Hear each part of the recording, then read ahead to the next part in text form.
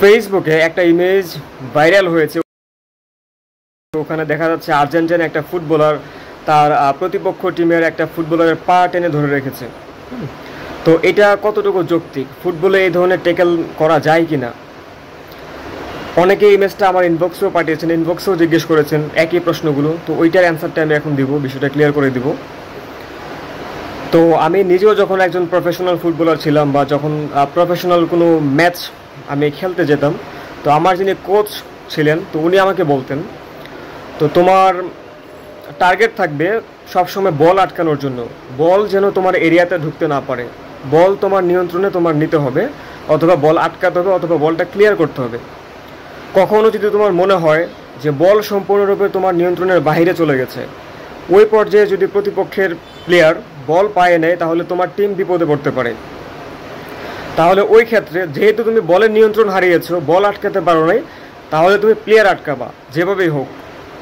হয় বল আটকাতে হবে, না হয় প্লেয়ার আটকাতে হবে।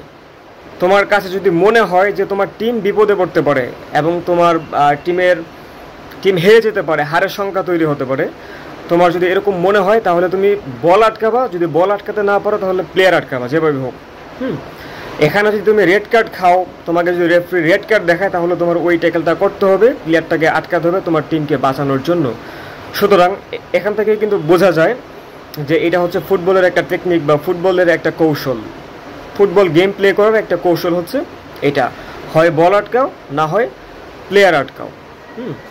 তো এটা নিয়ে এখানে যারা বেশি কথা বলতেছে, এটা কোনোভাবেই ফুটবল এভাবে খেলা যায় না বা এটা কোনোভাবে ট্যাকেলের মধ্যে পড়ে না, এটা হচ্ছে ফুটবল সম্পর্কে আমাদের জ্ঞানের অভাব আর কি।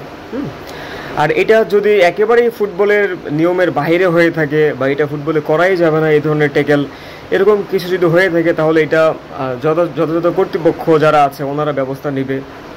তো এটাই হচ্ছে বিষয়টা আর কি। এই ধরনের ট্যাকেল ফুটবলে করা যায় নিজের টিমকে বিপদের হাত থেকে বাঁচানোর জন্য বা নিজের টিমের জয় নিশ্চিত করার জন্য, হার থেকে বাঁচানোর জন্য যে কোনো ধরনের ট্যাকেল এটা ফুটবলে করা যায়, বা যে কোনোভাবে ফুটবল অথবা প্লেয়ার আটকানোর নিয়ম ফুটবল আছে। এটা ফুটবলের একটা কৌশল। সো এটা অন্য আর কোনো কিছু না। সো এটা নিয়ে কথা না বললে মেবি ভালো। ওকে, থ্যাংক ইউ। আশা করছি যে বিষয়টা এখন সবাই ক্লিয়ার।